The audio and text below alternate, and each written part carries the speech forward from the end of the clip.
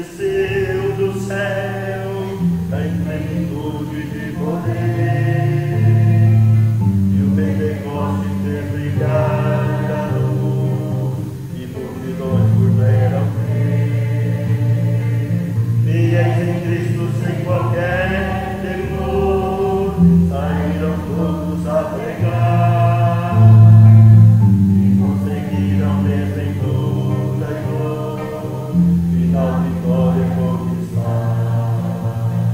Oh Deus bendito, hoje também me conceder tua graça e o seu poder. Eis nossa prece, vem perto estar, vem tua igreja, aqui em avivar. Só pela fé o justo vai viver, na Bíblia vamos encontrar Jesus, portanto, nos dará poder, devemos crer e confiar nos que esperam sempre no Senhor, paz e alegria vão cantar, receberão de Deus constante amor, e graça pra testemunhar.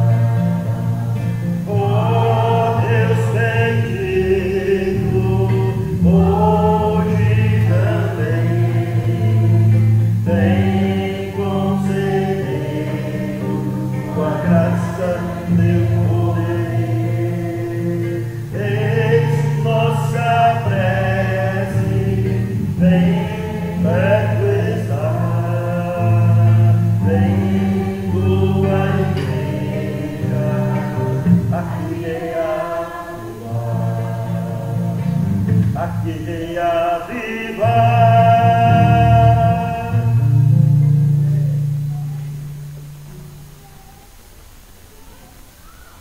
Coloquemos de joelhos para falar com o Senhor. Querido Deus, amado Pai que estás no céu, graças te damos, Senhor, por essa oportunidade que temos de falar de teu amor.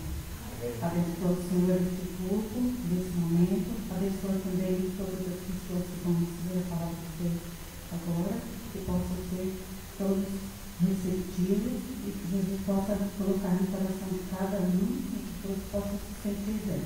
Amém. Envia a sua proteção, a sua direção, dirige a nossa vida e a pessoa que der a ver a sua palavra agora e possa ser conduzida pelo seu amor e pela sua misericórdia. Amém. Por isso, devemos agradecer, Senhor, em nome de Jesus. Amém.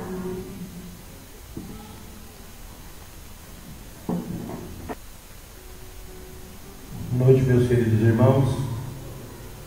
É uma grande alegria para nós podermos nesta noite, com vida e com saúde, compartilharmos de mais uma mensagem que o Senhor tem para nós.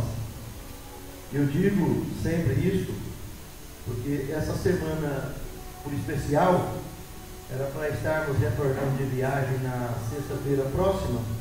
Estávamos lá no interior, na região, lá nas margens do lago. Receberíamos lá uma visita de alguns parentes que iriam lá nos visitar. Nós estávamos lá de férias, uma semana de férias, e fomos envolvidos, infelizmente, num acidente lá na estrada, um acidente que depois a gente começa a juntar as peças para entender as coisas, né? E quando eu cheguei aqui em Goiânia e liguei a internet, as lições que eu posto toda semana na internet, os sermões que estão postados no mês aqui, que estará sendo postado também, as pessoas, tem quase 3.000 pessoas assistindo isso no mundo todo, curso bíblico, lições da Bíblia, palestras da Bíblia, e só numa lição tinha entrado 400 pessoas, na lição da semana passada. Eu fui ver hoje de manhã quando eu liguei. Aí a gente entende um pouco mais distante a matemática dos acontecimentos. Eu estava lá indo buscar os parentes, encontrei eles, voltou a patroa, tinha passado, e deixou o terreno, antes de cascalhar, ficou bem escorregadinho, depois placa, depois aviso, não colocou nada. E a hora que nós vimos, por mais devagar que estávamos, eu de terceira, a hora que eu vi uma curva pequena, reduzi de segunda, mas não teve jeito. O carro desgovernou, a caminhonete bateu o canto direito dela no barranco. E a outra caminhonete também, que vinha nos acompanhando, desgovernou também uns 10 metros antes, porque como ela estava correndo mais, segundo o motorista, ele disse que estava a 50 metros de mim, antes, que ele começou a falar, ele disse que continuou 50 metros. Quer dizer, se 10 metros antes de mim ele bateu no barranco, 50 com 10 são 60. Então, ele bateu no barranco a 10 de mim e veio. E o companheiro que estava comigo dentro, ele já tinha aberto a porta para descer, e o para-brisa já tinha jogado dentro para fora com a testa, eu e ele. Já tinha ido para fora. Graças a Deus a testa voltou inteira, nem galo não deu. E aí a porta ele abriu, depois o pé no estribo para descer, quando ele pôs o pé, a outra caminhonete bateu no barranco e fechou correndo, foi o tempo dele fechar. Se ele desce, depois o pé no chão, a tragédia estava feita. E a outra caminhonete veio e colidiu com a minha. A pancada foi muito maior que eu dei da caminhonete batendo em mim do que eu dei no barranco. E aí a perna foi no volante, a pancada, eu estou com a perna meio dolorida, mas depois já estou. Amanhã a gente vai no médico para ver se não tem nada demais, mas acredito que não. Com a graça de Deus está tudo tranquilo. Acabou o passeio, realmente estragou a viagem, fomos lá, só juntou as coisas, almoçamos e viemos embora ontem mesmo. Mas com a graça de Deus, com vida e com saúde.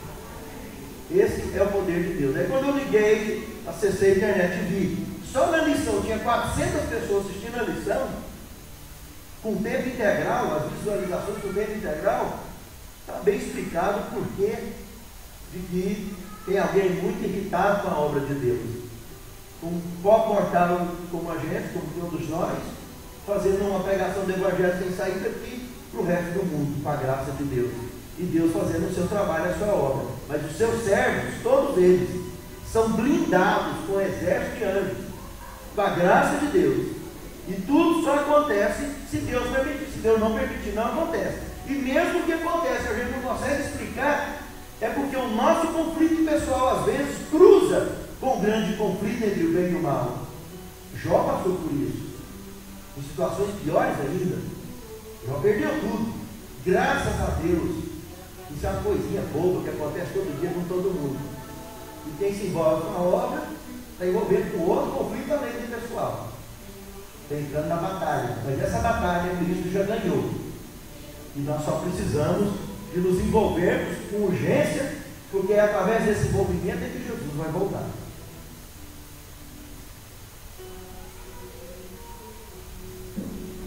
Da genealogia de Cristo ao Batista. Mateus capítulo 1. Vamos começar a tirar lições de uma história tão simples, registrada, e de assuntos aparentemente até cansativos, mas que tem tanta coisa gostosa no meio dessa canseira, e para muitos é canseira. Olha só, no capítulo 1, de 1 a 17, o primeiro ponto que nós vamos destacar aí na genealogia é a questão seguinte: Cristo, filho de Davi, que é filho de Abraão. Raciocina bem. Davi foi o primeiro rei de Israel? O primeiro rei de Israel foi? Mas por que Deus começou falando com Davi? Porque Davi foi o primeiro rei de Israel segundo a vontade de Deus. Quando Saul entrou, quem que dirigia Israel? O próprio Deus. Israel fez opção por um rei. Israel escolheu um rei. Deus somente ajudou a que ele seguisse o livre-arbítrio. E foi um desastre o governo de Saul. Mas Davi foi escolhido por Deus. O primeiro ponto está aí, da genealogia. O porquê? O segundo ponto da genealogia está dizendo o seguinte, lá no verso 2 e no verso 16 do capítulo 1, está dizendo que Jacó iniciou, né, a tribo de Judá. Começou tudo. E lá no verso 16 está dizendo que de um Jacó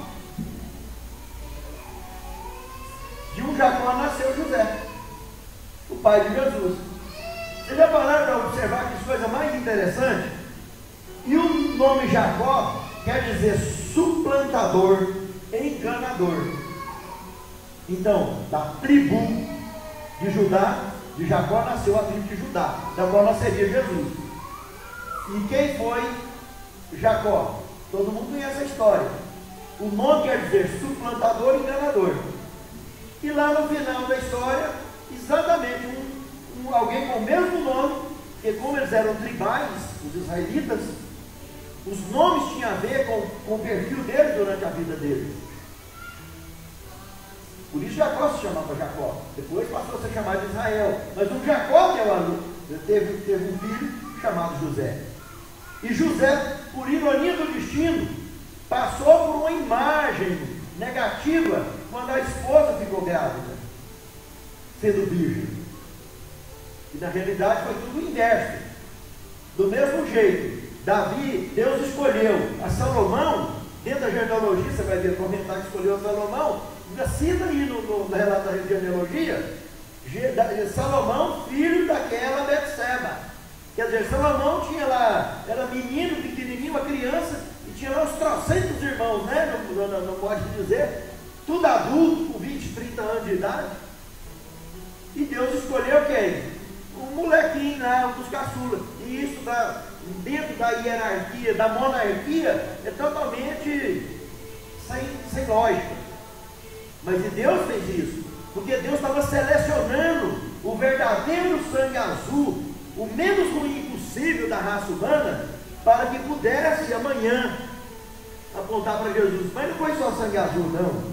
O terceiro ponto que aqui comentamos é esse, né? O sangue azul, vários sangue azul, aí dentro da genealogia. O quarto ponto, no verso 5, mostra o sanguinho mais fraco, a Raabe.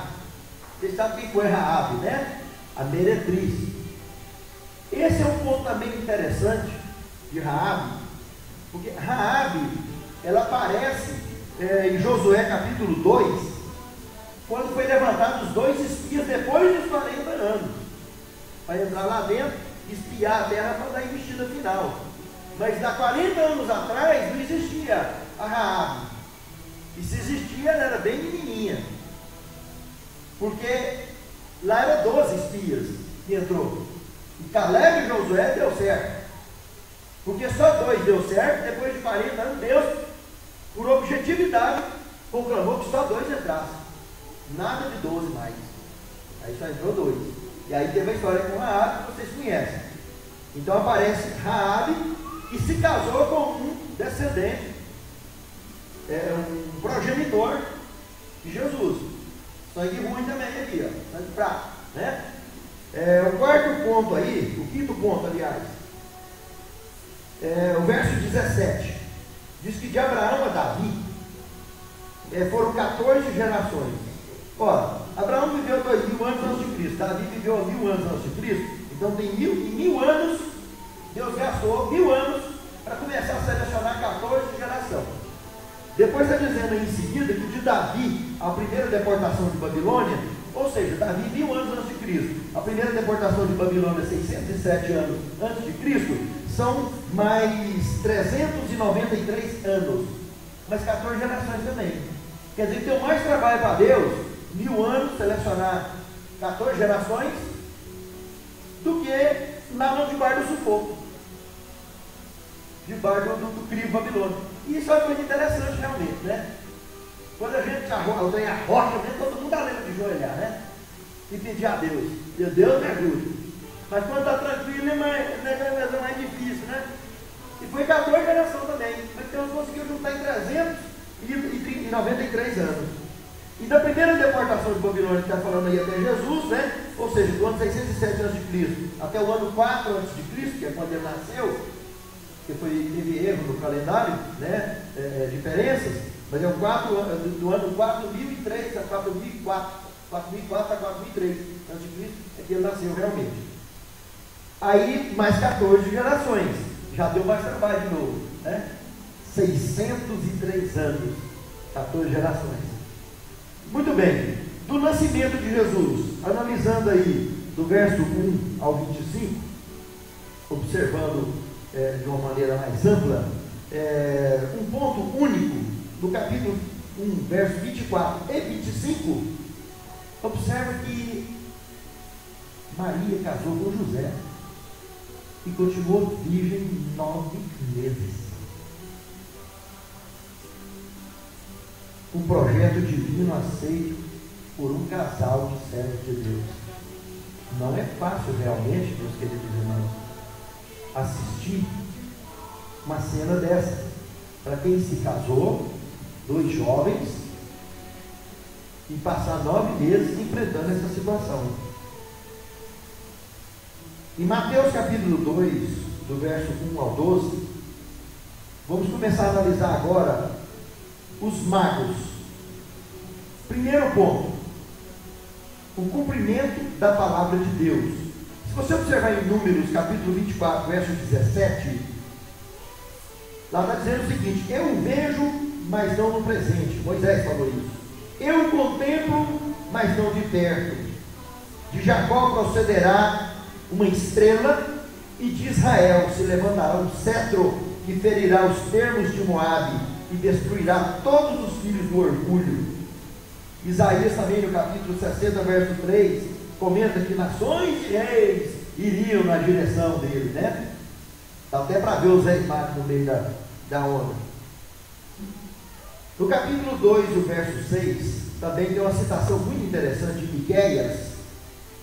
Capítulo 2 de Mateus, o verso 6, ele cita Miqueias 5, verso 2, referente a Belém. Está aí no próprio texto aí. Esse texto é de Miqueias, de Belém de Judá. Quem dera, hein? Belém de Judá. Aí o profeta Miqueias fala, Deus falando através do profeta Miqueias. Um segundo ponto nessa questão dos magos. Veja bem que são reis gentílicos, que estavam vindo de terras distantes, culturas, religiões diferentes, mas de alguma maneira sofreram a influência da pregação do Evangelho, da pregação do Messias, do aviso das boas novas, do batismo do Batista, que estaria por surgir. Eles vieram para trazer presentes, eles não tinham dúvida, e baseado na história do Êxodo, e nos milagres que Deus fez, que correu todo aquele mundo antigo daquela época, eles não tinham dúvida que realmente o Messias estaria nascendo. O terceiro ponto, no verso 7, Herodes. Herodes chamou os magos em particular, ele era o rei de Israel. A dinastia de Herodes, que teriam cerca de 10 reis, que teria muita estrutura de corrupção, com reis de Judá, de Israel, Jesus, como sangue legítimo, nasce e incomodou. Então vocês vai lá, o Senhor quer me fala que eu também quero ir lá adorar. E aí nós vimos que eles foram orientados a tomar outro caminho e não informar. E vocês sabem o que aconteceu. O verso 9 nos mostra a estrada. No verso 12, o quinto ponto de Mateus capítulo 2, verso 12, é igual ao verso 20 do capítulo 1, que mostra José recebendo a instrução do anjo, e mostra agora também aí, da mesma forma, o anjo que conduziu aquela estrela. Que estrela bonitinha, né? Que o anjo conduziu. Porque uma estrela, a menor que a gente conhece, é o Sol, que é de menor grandeza. E aqui aparece uma estrela andando. A lógica, né? Que todas as estrelas são maiores que o Sol. Agora está aparecendo por aí. Mas assim que o profeta viu, assim que ele entendeu. E aí nós estamos vendo que junto com a estrela parece que tinha anjos aí. E à noite também, se vocês verem depois do contexto todo, né, o céu ficou cheio dessas estrelas, né? E lá chama de milícia armada, de anjo, milícia. É um exército armado, que o diabo estava querendo estraçalhar com Jesus. Por ar e terra.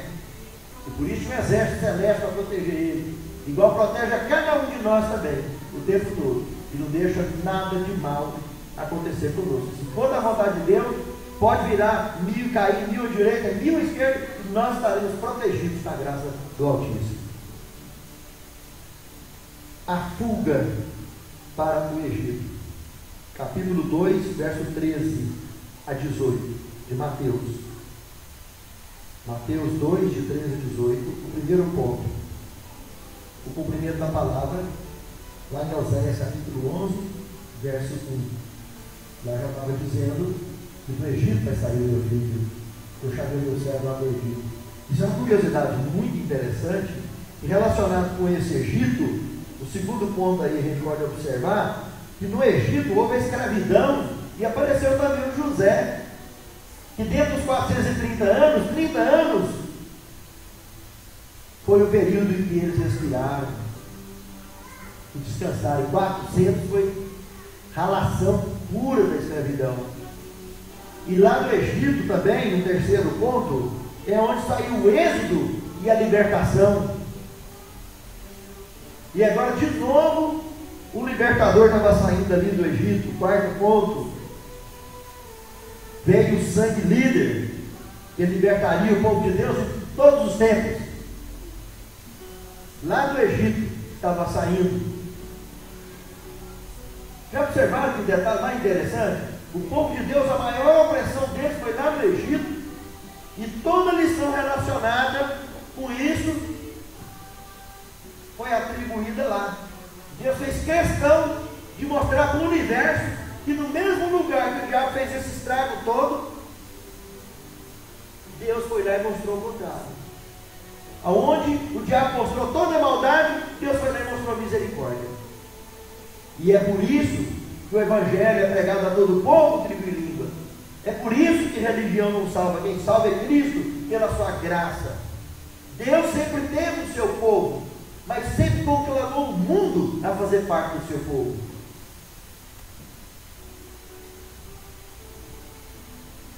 Moisés e Cristo, todos dois, foram do Egito. E para fechar o sexto ponto, a matança, que aí nós temos registrado também, lá no Egito. Jeremias capítulo 31, verso 15, lembra bem esse assunto. Ele previu isso aí, a matança da meninada, e que as mulheres e as mães iam chorar. Mas lá também, no Egito, aconteceu a mesma coisa. O diabo achou que quando Moisés nasceu 1500 anos antes, que o libertador era aquele que seria o Messias, mas era só um libertador do povo lá, um libertador comum, que por ironia do destino, morreu e ressuscitou. Depois de 1500 anos, ele veio visitar Jesus. Não só ele, outro companheiro também, Elias, que viveu 500 anos depois dele, de Moisés. Elias foi vivo com carro de fogo, e Moisés morreu e ressuscitou. Judas verso 9, a ressurreição de Moisés. Por isso ele veio visitar Jesus no conforto missionário, lá no Monte da Transfiguração, lá em cima do Tabor. Esse Elias e esse Moisés visitaram aqui pessoas que viveram, um viveu 1000 anos antes de Cristo, outro viveu 1500 anos antes. Mas então, como eu disse, os dois tiveram paralelos marcantes de execução de crianças. Nos dias de Moisés, para cortar a cabeça e jogar no rio. Nos dias de Jesus, mandou matar tudo. Relacionado com aquele momento que teria nascido criança, naquela faixa de idade, era para matar tudo. O retorno para Nazaré, capítulo 2, verso 19 ao 23. Um ponto único, o verso 23. Nós lembramos vários textos bíblicos. Gênesis 3,15 é o primeiro deles. Do diabo, representado pela serpente, e a cabeça esmagada, e picar o calcanhar da mulher. É a primeira profecia da vinda do Messias. Depois Gênesis capítulo 49, no verso 10 também. Deuteronômio 18. Tudo Moisés falou do profeta que viria, daquele Messias que viria, já devidamente então profetizado no Antigo Testamento. É um assunto muito sério, observar cada detalhe que aconteceu no passado. Cristo e o Batista. Primeiro ponto, São João capítulo 1, verso 29. Observe o que está escrito ali. Todos conhecem. João Batista, de longe, viu Jesus, apontou o dedo e disse o quê? Eis o Cordeiro de Deus que tira o pecado do mundo. Preste bem atenção. Olha o que está escrito em Mateus capítulo 11, do verso 1 ao verso 3. Confira na sua Bíblia. Ali ele está dizendo em Mateus 11, de 1 a 3, que João Batista estava preso no cárcere e pegou 2 discípulos dele, foi lá fazer uma visitinha para ele na cadeia, e falou para ele o seguinte: olha, vocês vão lá encontrar com Jesus e pergunta para ele se ele realmente é aquele que haveria de vir, ou se vai ter que esperar outro. Presta atenção, meu querido irmão, minha querida irmã. Procura ter nexo nesse contexto. Que situação que se explica ele apontar o dedo e dizer: esse é o Cordeiro de Deus que tira o pecado do mundo, e agora, depois que ele foi preso, ele já mandou 2 ir lá saber se é ele, se era o Messias. Parou para raciocinar? Que paradoxo muito interessante, mas a Bíblia Sagrada é cheia disso. Essa forma de paralelismo, de comparar extremos, paralelos, é um perfil que o Espírito Santo tem de Gênesis ao Apocalipse, na palavra de Deus, para trazer impactos e nos trazer lições maravilhosas. A grande maravilha desse contexto, e que prova tudo, é só que o Espírito Santo tomou João Batista naquele momento e foi usado como instrumento vivo. A maior parte do que foi escrito por esses personagens, eles não entenderam o que eles próprios escreveram. E para Daniel, por exemplo, no capítulo 12, Daniel tentando entender um monte de coisa, falou: rapaz, você vai selar esse livro, encerrar com esse assunto, porque isso vai acontecer lá para frente, e não adianta nem, você vai descansar com seus pais, rapaz, fica de boa. João Batista passou por isso. A inspiração, você está passando, o professor está ali passando a lição, o pregador está aqui, lá no canal Novo Tempo, a mesma coisa, e em qualquer lugar, em qualquer estudo bíblico, e fora também, pessoas humildes e simples. Você não viu que uma vez até uma jumenta falou na Bíblia? Até a matemática não era boa. A jumenta sabia até matemática. Você vê que negócio interessante. As maneiras que Deus usa para poder inspirar e dar a mensagem dele, dar o recado dele para alguém. É lamentável se alguém tiver que ouvir de uma pedra ou de uma jumenta a pregação do Evangelho. Ai desse. Porque o servo de Deus tem esse compromisso. Se Deus tiver que usar desses artifícios, porque ele conclamou eu e você para isso. João Batista, então, ele estava tomado pelo poder do Espírito Santo. Ele não falou por consciência aquilo. Ele falou por seu instrumento vivo. E estava inspirado, em estado de êxtase, plena inspiração. Como alguém que chega na inspiração máxima, na hora de pintar um quadro, na hora de criar uma música. É uma inspiração plena. A pessoa que está mergulhada. Quanto mais mergulhada ela tiver na inspiração, mais longe, desligado do mundo e ao seu redor ele está. E consegue atingir pontos muito importantes. E essa foi a questão. E lá, quando ele estava preso, ele já não estava mais debaixo daquele momento inspirador. E aí, o que ele fez lá, de repente, até foi os outros que teve que contar para ele que aconteceu assim, assim, assado. E ele mandou só confirmar. E a resposta que Jesus deu, qual foi? Fala que os cegos estão sendo curados, que os aleijados estão pulando. Pronto, esse cego arrancado, ele entendeu. Então o que lá que aconteceu foi obra realmente do Espírito Santo. Segundo ponto, Mateus 3, no verso 11, nós vimos João Batista, durante a pregação, falar de 3 batismos. Ele está dizendo que o primeiro, eu em verdade vos batizo na água para a conversão. Ou seja, você mostrar para o mundo que você mudou de exército. Isso é fundamental.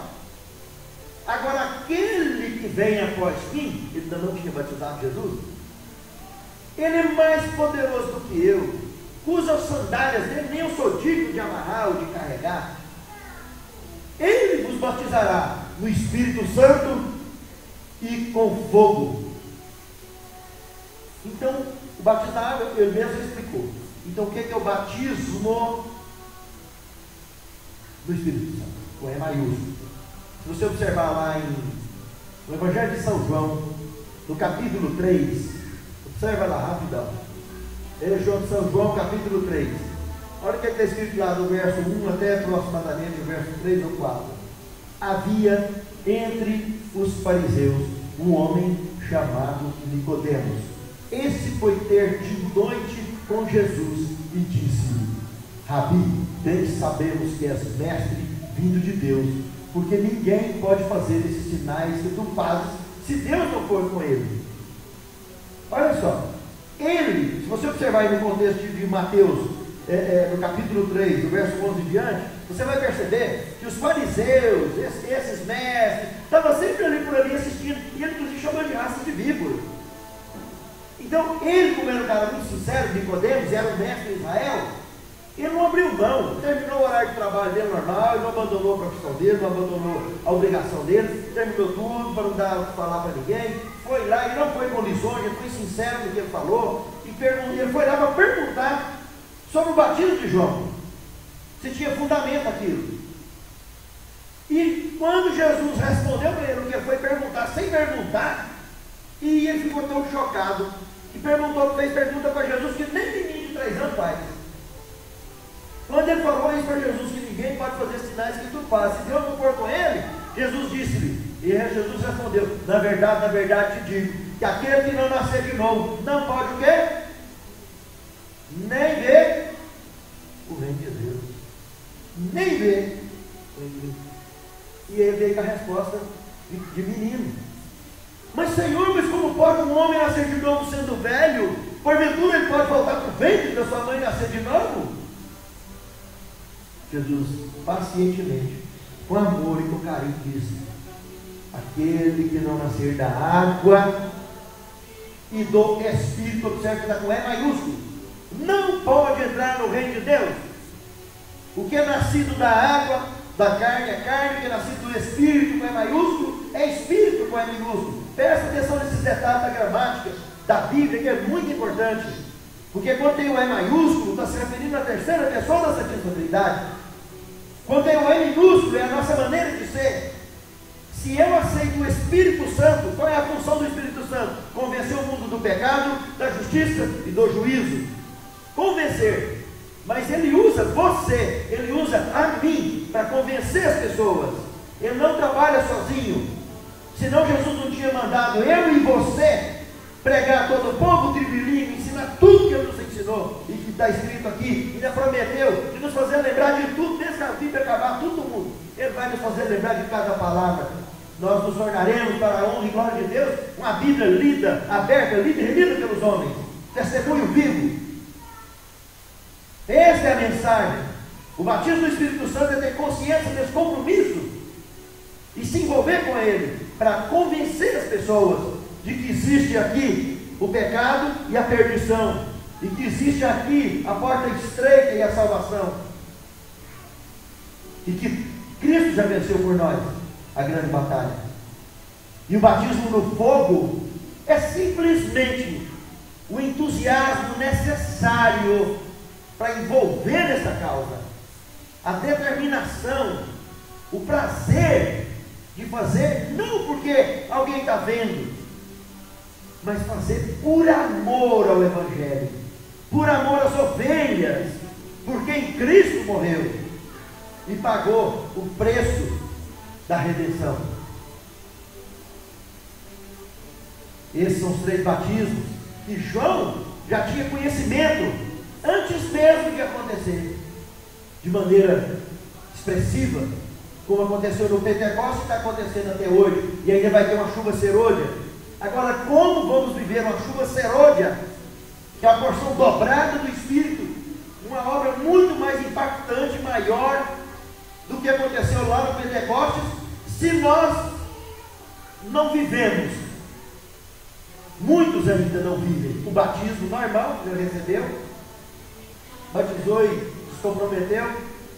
Mal, como diz o caipira, vive ele vive na igreja.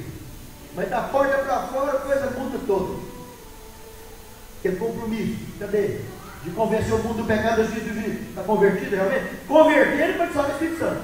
Porque converter é o seguinte: você batizou, mostrou para o mundo que mudou de exército, batizou na água. Converteu, mudou. Agora você passou a ir para o caminho. Em vez de ser convencido, você está convencendo agora as pessoas a andar no mesmo caminho que você está andando. Isso é batizar no Espírito Santo.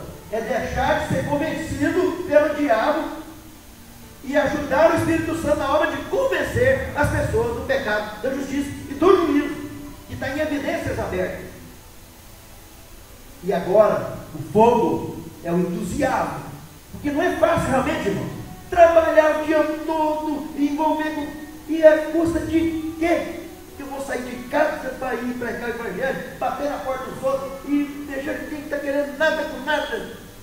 Você fala em dar uma festa, junta milhares. Você não dá conta de comprar comida para todo mundo e se segurar a onda. Fala que vai dar um estudo de Bíblia, é meia dúzia de gato pingado que aparece. Mas cada gato pingado desse tem o sangue de Jesus em cima dele, que morreu para salvar, de graça. E ai daquele que abrir mão desse propósito e dessa meta que é de Deus.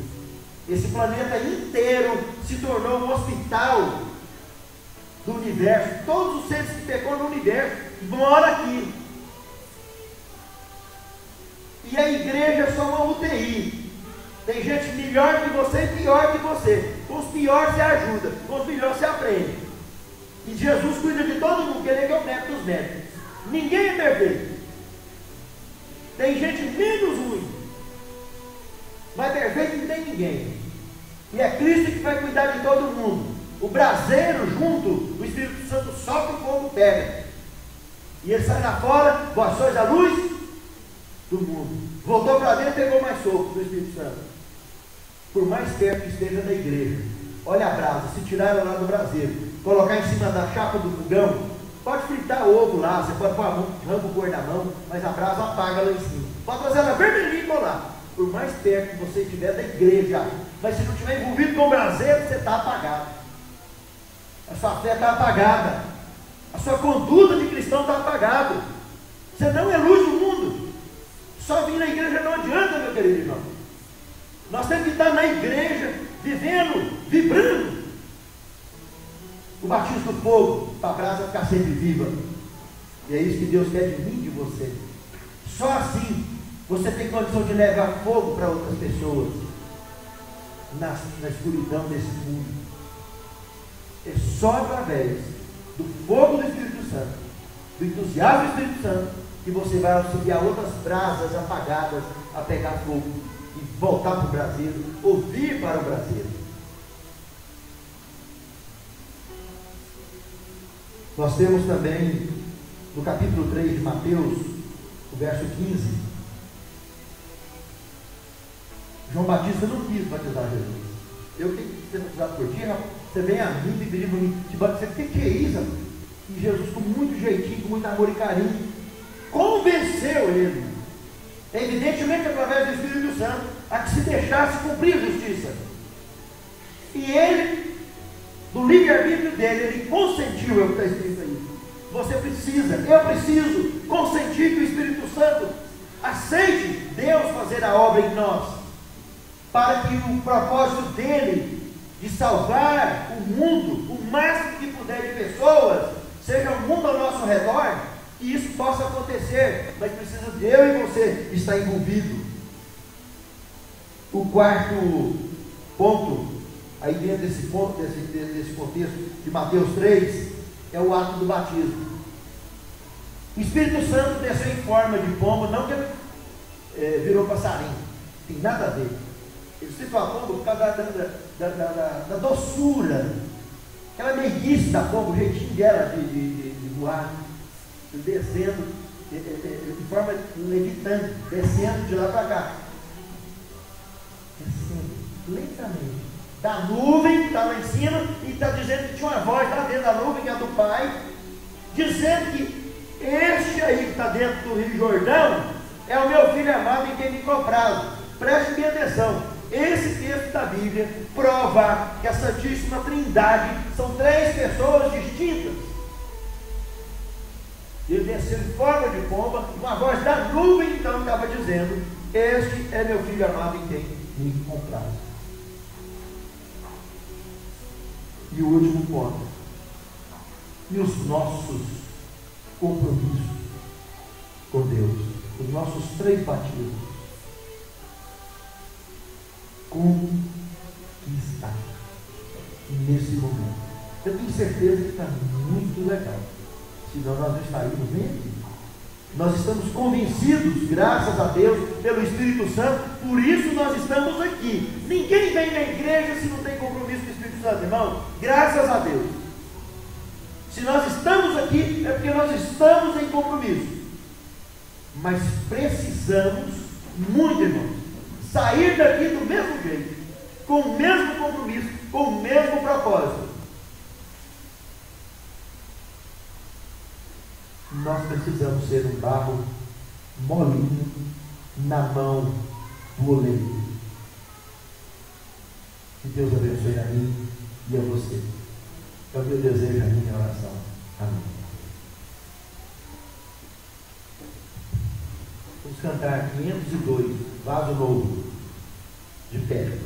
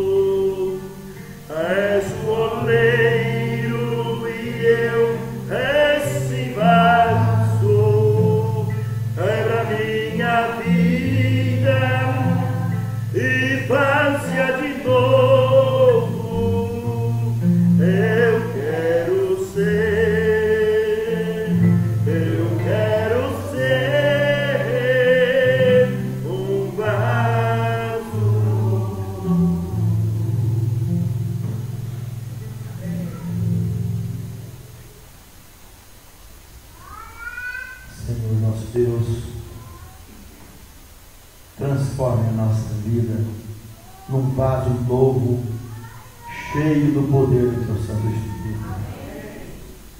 E que ao sairmos desse recinto, Senhor, possamos verdadeiramente brilhar a Tua luz no mundo ao nosso redor. Santifica-nos em Tua palavra, porque a Tua palavra é a verdade. E conduza-nos sob Teus cuidados, com a Tua proteção, com a Tua guarda dos Teus anjos, e que nada de mal nos aconteça, e que todos nós que estamos aqui, individualmente cada um, seja contado naquele grande dia, entre os salvos que marcharão adentro dos portais da cidade santa. Amém. Te suplicamos e te agradecemos, em nome e por amor de Cristo Jesus.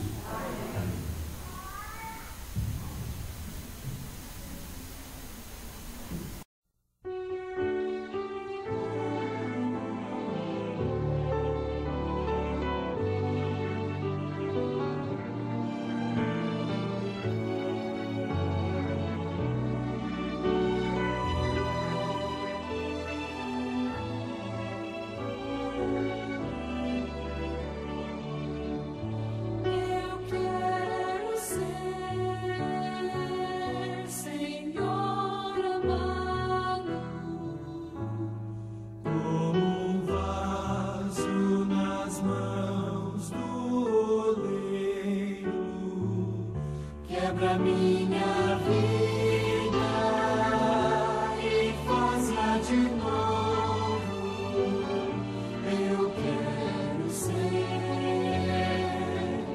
Eu quero ser um vaso novo. Faz teu querer, Senhor amado. És o oleiro e eu esse vaso. Quebra minha vida